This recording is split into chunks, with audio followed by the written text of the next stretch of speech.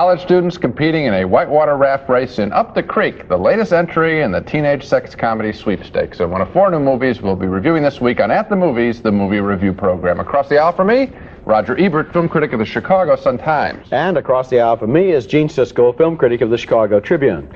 In addition to Up the Creek, we'll also be reviewing an offbeat Hollywood movie named Stranger's Kiss and a serious family drama named The Stone Boy with Robert Duvall. And now Gene starts with the new Jerry Lewis movie, Slapstick of Another Kind. Roger, I'm going to start with a prediction. I predict that 8.5 months from now, when we do our annual Stinkers of the Year show, that Slapstick of Another Kind, starring Jerry Lewis, will reign supreme as the single worst movie of 1984. I may be wrong, but I doubt it. This movie is shockingly bad. I never thought I would see Jerry Lewis, of all people, participate in such an insensitive and cruel comedy about deformed children. But that's the case here, with Lewis and Madeline Kahn playing a couple of oversized, freakish twin children from another planet who are unintelligent when separated, but brilliant when joined in thought at their oversized foreheads. Here's a cheap, trashy scene, one of many, late in the picture, when Madeline Kahn attempts to rescue her alien brother who is receiving shock treatment at a boarding school. Excuses for human beings I have ever seen. No wonder your parents don't like you. If I had kids like you, I don't hate you. I don't hate you. I love you.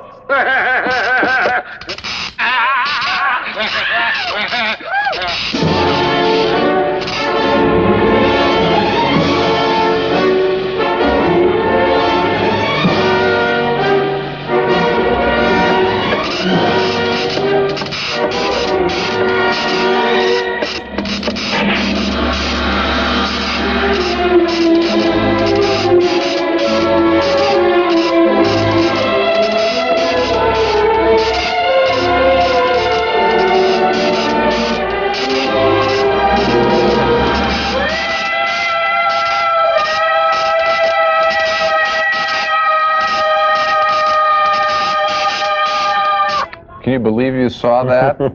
Amazing. How about the shots of Madeline Kahn's dental work? Very nice, from director Stephen Paul. Thank you.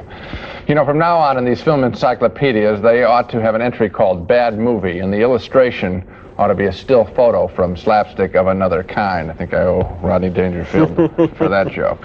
Slapstick is of another kind in this picture, the boring kind, the unfunny kind. The movie has been cheaply made. The special effects you could see there are not the slightest bit special, and the best thing that could ever happen to this film is that it never be shown anywhere. And frankly, I never thought I'd have to say that about a movie. It is a very, very, very unfunny and offensive movie, and it gets off on exactly the wrong foot when Jerry Lewis, who plays a dual role, so he also plays the father of those twins, goes to the delivery room where his new baby has been born, and he finds out that it's twins and that they are monsters. That scene is so unsavory and so painful that how anybody could start a comedy with it is beyond me. But I'll tell you one thing, though, in defense of Jerry Lewis, and that is I'll bet that he had no idea what this movie was going to turn out to be like, because it's based on a novel by Kurt Vonnegut in which the idea of these two twins is used for satirical and political reasons. And a movie faithful to the Vonnegut book would have made a point and could have redeemed almost any subject matter. Not this movie, that's for sure. This movie is not interested in anything political. It's frankly interested in sparklers for special effects going out of people's oversized heads. Next at the movies, Animal House meets Porky's Up the Creek.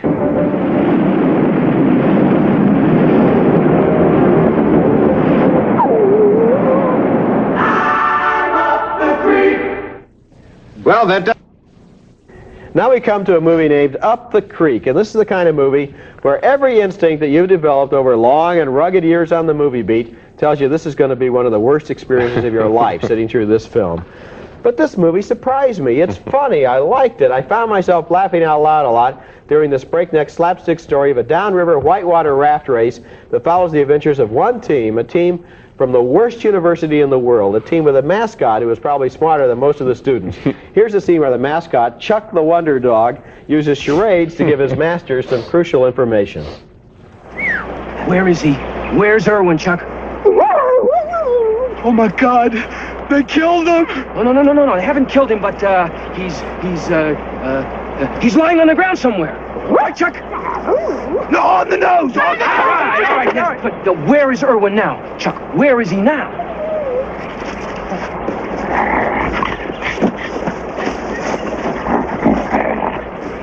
trying to get into the wet bag.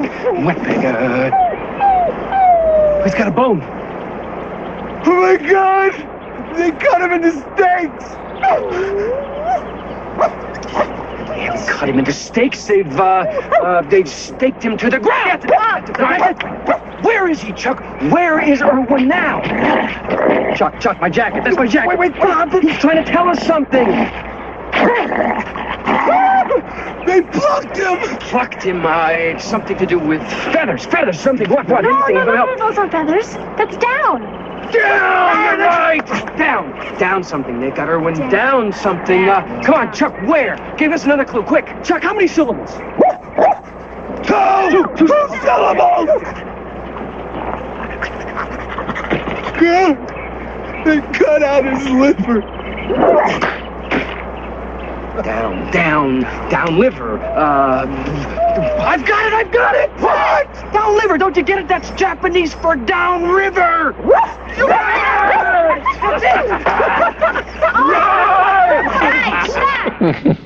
Fabulous. You may have recognized a couple of familiar faces there from Animal House. There was Tim Matheson and Stephen Furst, and there was Don Monahan from Porky's. This is a real all-star cast from this genre of picture. And later in the movie, while a hateful Ivy League team parties in the woods with hot tubs and butlers serving champagne, the team from the worst university in the world infiltrates the camp in disguise.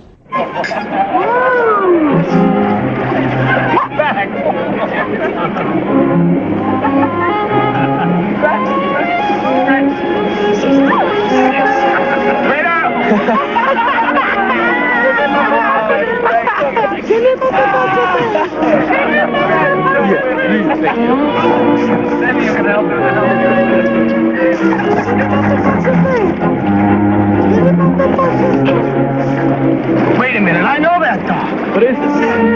I know that dog! Hey, what's going on? Fucking dog, wait a minute! Come on, let's go. Oh, give me my pen. Give me those. Well, you get the idea there. Up the Creek is goofy, silly, vulgar, and immature, and that's why I liked it. It has the highest spirits of any dumb Animal House ripoff in a long time, and the kids in this movie act like kids, not like Hollywood actors playing kids. You know, Gene, the great French director Jean-Luc Godard once said that the way to criticize a movie is to make another movie. Now, I don't know if he was thinking of movies like this, but remember last week we reviewed Where the Boys Are, and we said that it was really dumb, and the kids in it, the characters that were supposed to be kids all seemed to be about 10 years too old, and nobody had the right spirit. I think Up the Creek is the perfect movie to criticize Where the Boys Are, because it has the spirit that the other movie was looking for. It's young and vital and outrageous, not old and tired and mean-spirited. It is a lot of fun, and I think those two clips show you the mix that's in this movie, which is that one thing with the dog and charades is inspired comedy. That's just classic funny. And then the other one is routine slapstick. Now, the difference and what makes this film worth being recommended is that in most movies of this kind, it's all routine pie-in-the-face comedy. This has a couple of moments, more than a couple, quite a few actually, of really funny stuff, and that's why I like it. And I'll add a couple of other things too, and that is the downriver raft race is well photographed. Absolutely. I mean, there's some really sensational action stuff in there where you don't know how they got it, and the camera seems to be right in the middle of the water. And it's fresh, so it's not just more panty raids on the dorm next door kind of stuff. Yeah, so of this kind of movie, I think it's kind of surprisingly good. It might even turn into a kind of a surprising hit. Coming up next at the movies, a wildly different love affair that occurs during the making of a Hollywood film. Should I use my tongue? Ask her that. No, I don't want to do anything with... Don't use your tongue. You can't see it. I never thought of that. In 1955, a former Look magazine photographer named Stanley Kubrick made his first feature film, a romantic thriller called Killer's Kiss. And the film was good enough to launch one of the most celebrated careers any director has enjoyed, with Kubrick going on to make such great movies, of course, as Dr. Strangelove in 2001. Now a young filmmaker and obviously a Kubrick fan named Matthew Chapman has made a fictional film about the making of Killer's Kiss in an effort to show the incredible manipulation of human beings and love of film that goes on in the making of most any movie. For example, in the movie being made in this film, the financing has come from a mobster who arranges to get his pretty girlfriend the starring role, and he never lets her forget it.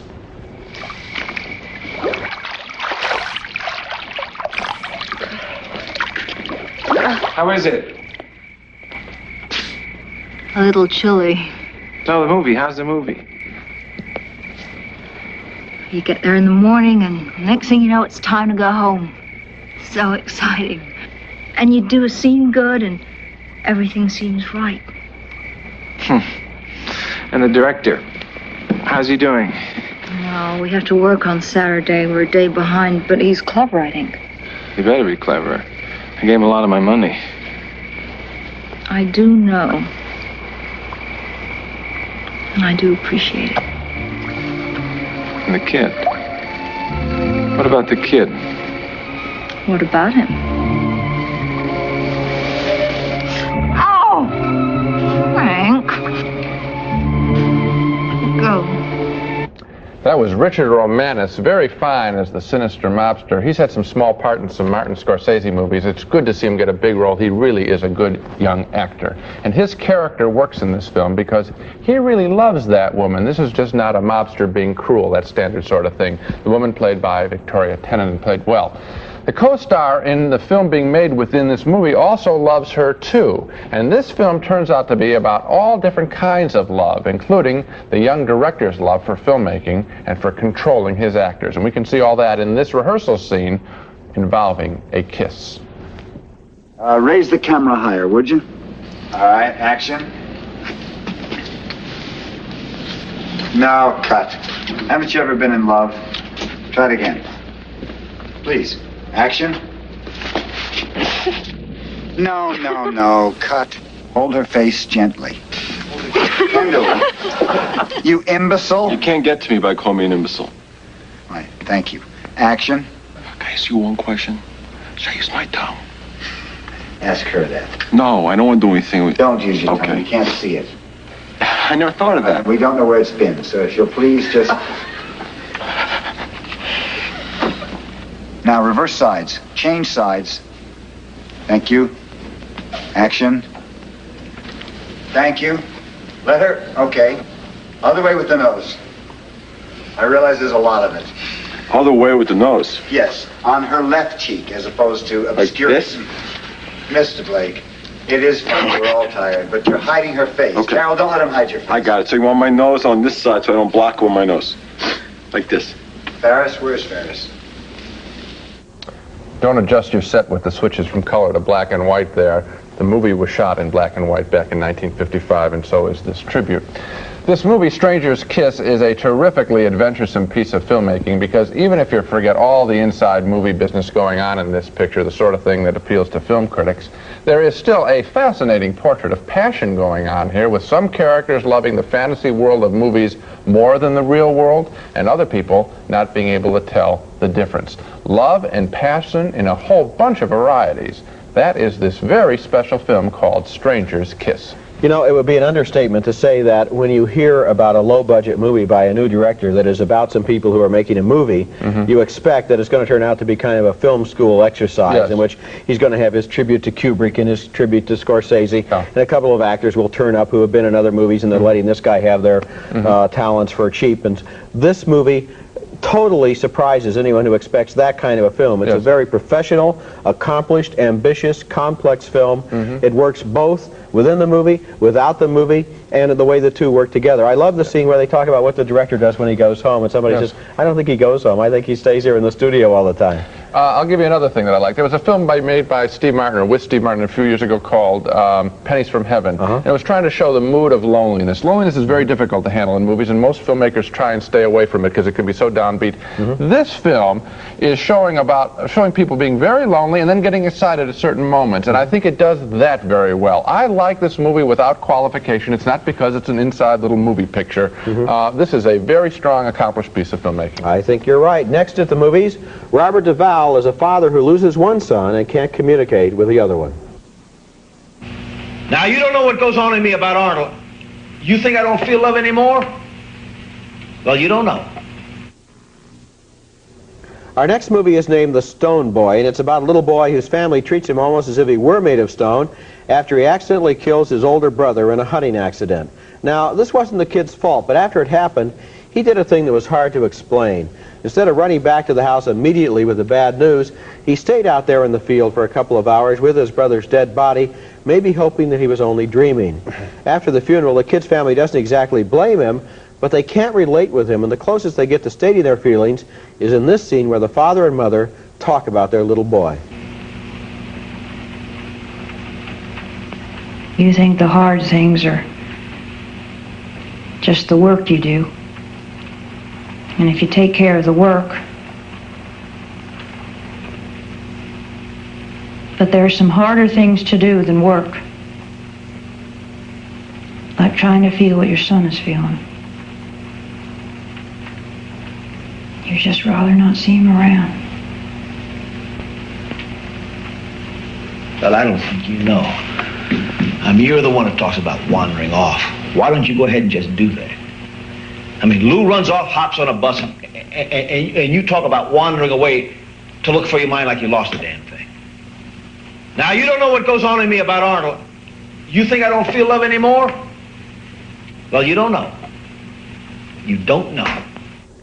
That was Robert Duvall as the father and Glenn Close as the mother. They're not cruel people. They know they're not being fair with their son, but their grief is so great that it affects the way they can act toward him. And in this next scene, their sister-in-law comes over to complain about being mistreated by Close's brother, and then she takes out her anger on the little boy. You think I don't know what goes on? I know everything. I knew about that other woman. But she was older than me, and she already had a husband. And after a while, they moved away. But this time, it's different. This time is different. You know who it is this time? Maybe it's nobody. Maybe you're just making it up or imagining it. Jesus. That's what he said. That's right. I'm crazy. Joe, you want to know who it is? Do you want to know? Joe? Joe, it's Emily. Yeah, it's Eugene's girl. It's Emily. Emily wouldn't do that. Oh, everybody knows how he's hanging around her since Eugene died. Everybody knows about it. It's Emily. Yeah. You come it's back Eugene's girl. Remember Eugene? Remember? Please stop that! You can feel the pain there. How could this poor little kid, how could she treat him like that? And yet, you can feel how she feels too. That was Gail Youngs as the angry sister-in-law in a very good performance. The Stone Boy is not an easy movie to relate with because it's about emotions that are bottled up and feelings that hurt too much to talk about. And some of the reviews of this movie have criticized it because it never really gives us a chance to release our emotions or to let the people in the movie say the way we suspect that they really feel. But that's not what the movie is about. It makes a brave try at a much more difficult subject, which is how a lot of us have trouble opening up and expressing our feelings in traumatic situations. It's acted and written so well that somehow you want more for these characters. You want more happiness, certainly, but there isn't going to be any, and that's somehow just the way it goes. I like the film not quite as much as you did for a couple of reasons. I'll get with the negative stuff before I start complimenting it. The one thing, I thought that the film tried to bring in a couple too many characters. I think the sister-in-law and her husband and all their marital problems were not necessary. I think it might have made the film a little bit more conventional, but it would have dealt more with its subject if it had focused on this one single family. I think the film got sidetracked early on. The thing that and as a result, I missed a lot of Robert Duvall and Glenn Close. I would have liked to see them more in the film. The thing that I like so much is a character we haven't seen in either clips, and that's Wilford Brimley as the grandfather, who is the healing agent in the film. And why, and this is what I think is the good point of this film, it is because he has the experience, the life experience, to leave himself alone for a minute and actually think about what this other person may be feeling. And healing cannot go on between people unless someone is willing to do that. Well, I agree with you about Wilford Brimley, but let's think a moment about the fact that you didn't like the characters played by Frederick Forrest and Gail Youngs, the married couple from the farm down the road, her sister-in-law and so forth. They're necessary because Duvall and Close never fight, and they never really talk, and they never really release themselves. They are all pent up in their anger and in their grief. What else does the little kid see from adults? He sees the couple down the road that are fighting, midnight visits, where's my wife, banging on the door. So that the movie is about the kid, not about this one family, about the kid and all of the adults in his life. So that's why I like those other characters. I think it could have done it without those, but that's a small point. Still a pretty good film, and it is, again, this Wilford Brimley, you watch next to Oscar time, he'll be nominated, and he deserves to be. So much for The Stone Boy. Now to recap our reactions to the main movies on this show, We both hated Jerry Lewis and Madeline Kahn in Slapstick of Another Kind, two downturned thumbs for possibly the worst movie of the year. We both gave a recommendation to Up the Creek, sort of an Animal House on the River picture with that classic scene of that dog leading a group of humans in charades. We both also strongly admired Matthew Chapman's Stranger's Kiss, about love and domination in movie making. And another recommendation, more from Roger than from me, for The Stone Boy, featuring Robert Duvall. But it's the grandfather, played by Wilford Brimley, who steals the show, at least as far as I'm concerned, and he makes the movie. So 3 real good movies, Up the Creek, Stranger's Kiss, and The Stone Boy, and that's it for this week. Next week at the movies, Goldie Hawn and Kurt Russell in the World War II story Swing Shift, and until then, we'll see you at the movies.